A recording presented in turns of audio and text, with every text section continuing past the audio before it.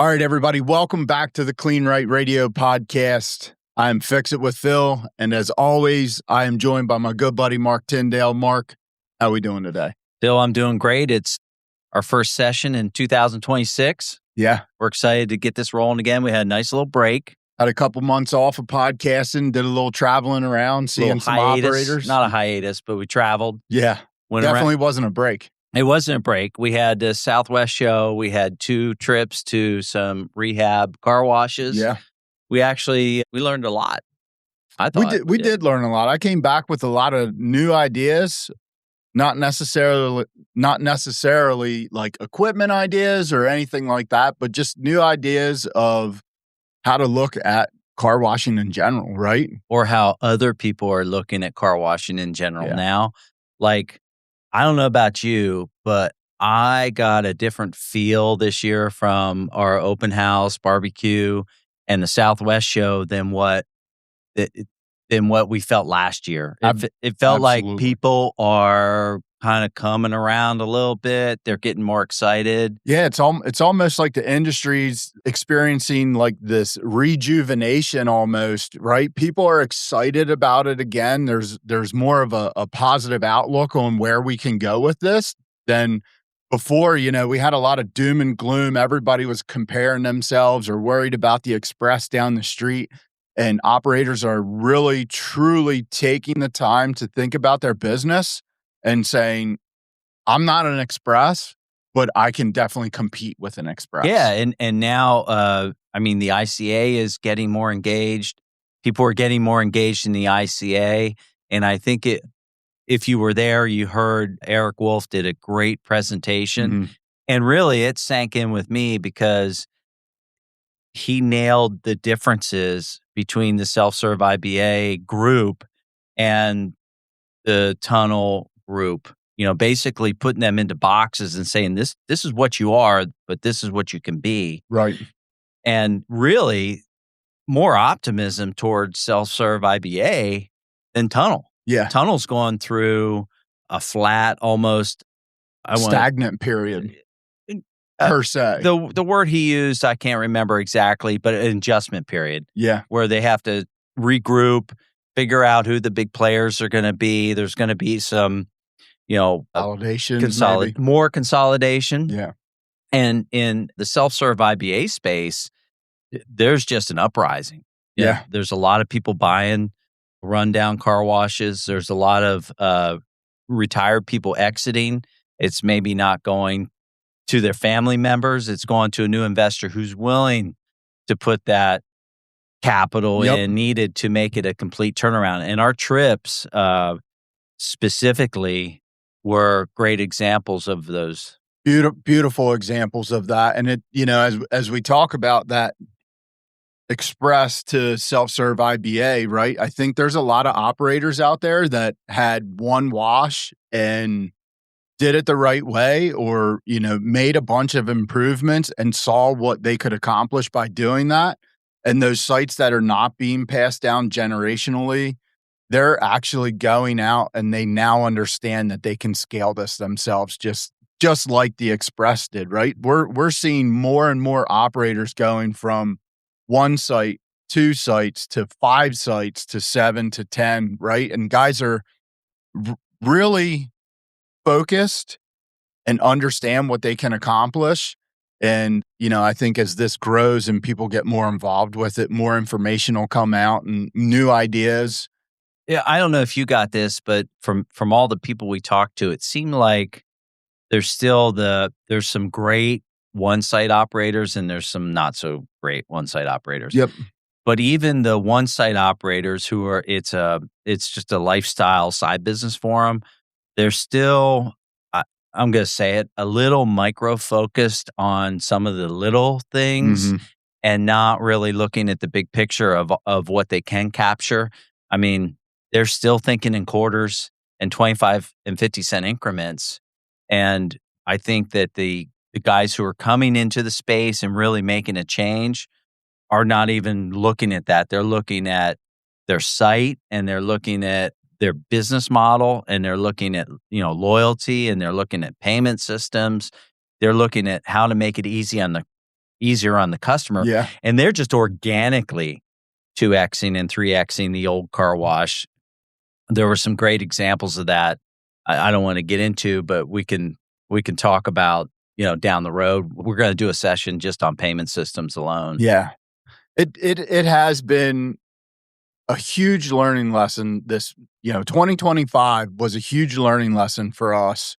We were doing our thing, and a lot of people took that and molded it to fit into their business or their area, however you want to say that.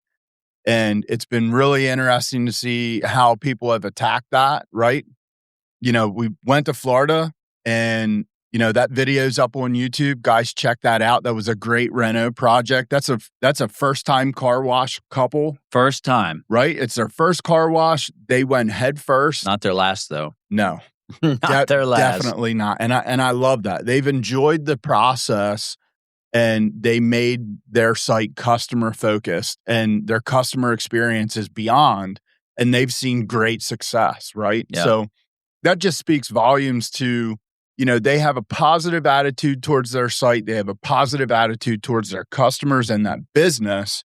And it's allowed them to get to where they are in a very quick timeline. Yeah. Right. So, I mean, it feels like the Southeast, which was probably one of the most, I don't want to say oppressed or depressed markets that we deal with, other than maybe some parts of the Midwest, is going through this renaissance. Mm-hmm. And, they're fixing their sites up. They're raising their game. We talk about it. If you go back and listen to the last 19 podcasts, we talked about how to do that. Mm-hmm. These guys are actually doing all of it. They're doing all of it. And so I was thinking the other day, and I sent you that text, where was self-serve IBA the last 20 years, right? Yeah. Where is it today? The great part about today is the operators who are going to be in it for the next 10 or 15 years are actually questioning the industry and the vendors and the suppliers. They need more to get us to the next 10 years. And we have some stuff we're working on to help them. Yeah. And I think that is what it needed, that curious stage. The curious stage has not been there the last maybe 10 or 15 years. It just wasn't there. It was the fear stage. Well, everybody was just operating status quo, right? It was just, this is what we do. This is what a self-serve car wash is. And people are finally reimagining that experience for customers, right? It doesn't just have to be the standard high pressure soap, brush, and wax anymore, right? So, yeah.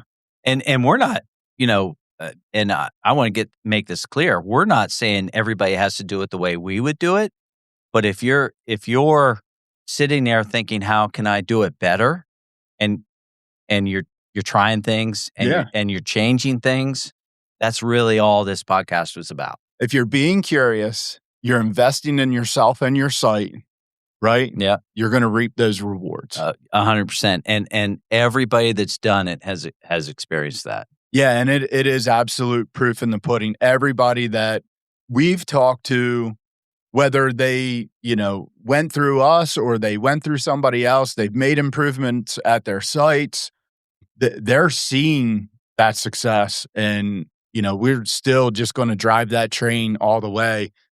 Everybody that is curious enough to reach out to us or anybody else, have that hard conversation, do that SWOT analysis of your site, right? You can get to the top. Yeah. And we talked about this the other day. If you're comparing yourself to the self-serve down the street, that's fair, right? Mm-hmm. But if you're comparing yourself to the express tunnel, that's not fair, because they are completely different. Apples and oranges in what market you're in. Right. And both businesses are viable. Both are great businesses. They're just so different. Yeah. The only common thing is that a car is being washed. Right. How they're being washed, who's washing them, what it costs to operate, and the type of operator are completely different. Yeah. And I think that's maybe one of the things that we we maybe missed the first year doing this was what were those defined differences? And now we're starting to see what those differences are. Marcus, when we were in Alabama, he said it perfectly. You can scale self-serve car wash, right? Mm-hmm. You can still mom and pop it, but it's a lifestyle rather than a boardroom company. I'm hearing what you're saying, and I'm just thinking about that. I think this series, that should be an episode in itself. Let's break down IBA self-serve washes and express washes, what the differences are, how they operate differently, and how we can touch our customers differently. Yeah. Right through those businesses. And the advantage and we talked about this many times, the advantage that you have in the self-serve IBA is all the stuff you can take away from what the expresses have done. Mm-hmm. You don't have to use it all, but they've done some great stuff with technology and with marketing and advertising, and getting their stuff out on with some of these outreach programs. Yeah. But you hear self-serve guys talk all the time about we want to be part of the community. They're starting to use that community angle. Fundraisers, stuff like that. Yeah, getting involved. Yeah. And speaking to the people in your town, guys, there's no doubt that if you're local and people know you and you do an above average job, you're going to win. There's another famous guy that said, I just want more than my fair share. Right? Okay. And that's all that the self-serve and IBA deserve is more than their fair share, right? But if you're not getting even your fair share, I don't think it's the self-serve business. I think it's the operator or the location or right? There are location problems. Yeah, there can be some. I agree with that. There are location problems. If you're out in the middle of not close to anybody, that could, make your business suffer. Not all washes are strategically placed right next to a housing development or anything like that. But like you said, if you're doing an above average job, you'll have customers travel from 2 towns away to use your wash, 100%. right? So, to me, that comes back to that consistency and staying on top of making sure that your customers get the same experience every time. Yeah, and the advantage is you're appealing to self-serve customers do not use the wash as much as IBA or tunnel customers, right? There are some that use it frequently, but the data shows that most people do not wash more than, 4 or 5 times a year in self-serve. It's just you're appealing to a much broader base. Right. So you're washing the landscapers, you're washing the guy with the big truck you're washing the small, cars, the sport cars that can't fit on a conveyor. Well, and the guys that don't want to take their cars through a friction machine or don't trust the machine going around their car, stuff like that. Or they enjoy doing it themselves. Yeah. Some guys and gals, they just want to wash their own car. And there is a very big market for that. So as long as we stay professional, we stay courteous to our customers, and we give them a consistent product every time. Make it enjoyable. Make it an experience. They will come back time after time. And they will pay the fair more than market or market price. Right. And we always talk about, if you do that reno and you make improvements at your site and you know that you have to do those things so that you can raise prices, right? I'm experiencing it at a site that we did it at. And cashless. We went cashless, and we are, I'm experiencing a little bit of pushback from customers, and that's okay. I expected it. It's here, and I am politely addressing that with the customers and explaining to them all of the new great benefits that we've given them and that we appreciate their business. And it is just the natural order of running a business. If prices go up, things change. People complain. Yeah. Right? Yeah. People complained 6 years ago. Very few complained when I went quarterless, and my revenues and happy customers far exceeded the complaints, Right. right? So Exactly. we're just seeing this paradigm shift, right? The guys who were brave 10 years ago went quarterless, right? Mhm. They didn't go put token machines in. They went full, let's make it easy on the customer and Right. purchase your service in the bay, right? Now you're the maverick that's cashless. We've talked to probably 2 to 5% of the market who have gone cashless. Nobody has said This wasn't worth it. this wasn't worth it. Yeah, it's been lights out, night and day difference for us, and the site is just operating so much smoother. And you're right. I get more praise for doing it than I do critiques, but you're always going to get critiques, and you truly cannot make everybody happy.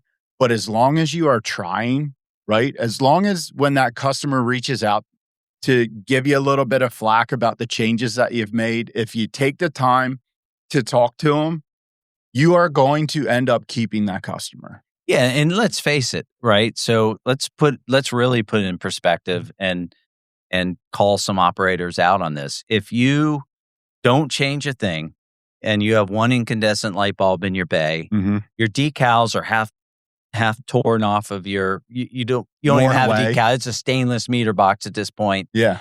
and you decide to go cashless. Well, you're going to get more complaints than somebody who put all new stuff in, Yeah. has nice the nice hoses that don't kink and aren't hard, Yeah. and everything works. You have to invest in a change like that. You can't just make the change and hope that everybody's okay with it. You have to invest in a change like that, right? You have to give your customers a better experience to warrant doing those things. But even when you do that, you're still going to get that complaint. And everybody out there, you can't be worried about it. Well, Is my and good message. business people turn complaints into praises, Yep. and you're you're going to lose a small percentage of them, but complaints are usually people who care, Yep. and convert that person to your way of thinking. If you can't, I found that at my sites, 7 sites, all quarterless, been that way I see the same people who said, "Oh, I like to bring quarters to the car wash." Mhm. They still use it, Yep. and now they just put bills and credit cards in. Yep. Yeah. So change is not a bad thing. I think that 2026 is going to show us that operators are not going to be scared of change now. We're not going to be scared to give a little bit of change to our customers. And it's just going to elevate the self serve and IBA. I'm super excited about the next 3 years of all the change that's going to happen, Yeah. and the people who are going to leap forward. And unfortunately, there's going to be a few that may be left behind, right? Maybe not. If you're in a town of 500 and you have wash, rinse, and wax, and you might be okay Yeah. because that's what you're used to. That's what they're used to. You're not going to invest a ton into that site. But we get calls with guys that are doing poorly on a 30,000 car a day road. Yeah. I don't care if you have 5 tunnels on either side of you. You should be killing it. Agreed. 100%. You should be able to captivate the market around you. Even people that go to an express on a regular basis still visit a self serve car wash. Yeah. People have memberships. They still, they. I'll say it. They'll bring their trash cans, their air conditioning filters. They still use them all the time. Yeah. Their trailers, The work whatever. trucks come out all the time. Yep. The big dirty mud trucks. I love dirty vehicles, and I think some of the operators, you see it all the time on Facebook. This guy came in with a muddy truck. What are you guys doing about mud in the bay? Shovel it up and smile. That's Yeah. what I say. I'm getting excited. That's what I'm doing. That guy just spent $20. Yeah, exactly. So, I think 2025, people have started to have changed their perspective on, what our segment of the industry is. And I think 2026, we can shed a lot of light on where this industry is going to go. We're going to focus hard on it. We have some great guests coming up. Oh yeah. And we have a good guy next week that is just going to breathe some energy into what we're talking about. He's good at that. He's a fist pounder. He is, but I'll tell you what, every time we sit down, all of us sit down and we talk about what is going on, I'd leave those conversations excited. Right. Like just ready to rock and roll, ready to car wash again. I used to 10 years ago, trade shows were kind of boring. I Mhm. love them. I love the excitement. Yeah. People stand in line to talk to us. Not everybody's buying equipment. Some of them just want to talk, Yeah. which is fine. And the Kleen-Rite booth was hopping, Man. and the ICA is going to be. I'm actually surprised we're both able to talk at this point. We spent the entire time talking, and it was fantastic to see everybody have those conversations, shake hands, and hear what people are doing out there. Guys, don't stop. Yeah, keep Pushing. going. And I think for our first session of after a small break, Yeah, and a lot of travel, I think this is a good starter. And then we'll hit next week hard and get maybe it rolling again. Get it rolling again. Maybe you can send us off here. All right, guys, we're going to close this one out. Want to thank you for tuning back into the Kleen-Rite Radio podcast. We got a little soft start back into the new series that is sponsored by Little Trees. Little Trees is the biggest maker of air fresheners for cars. Guys, if you're not selling these at your site already, you are missing the boat. This is an easy revenue add to your site. 1 to 2 vendors on the wall, get a couple different flavors going, and customers will love you for it. We will see you on the next podcast. Thank you.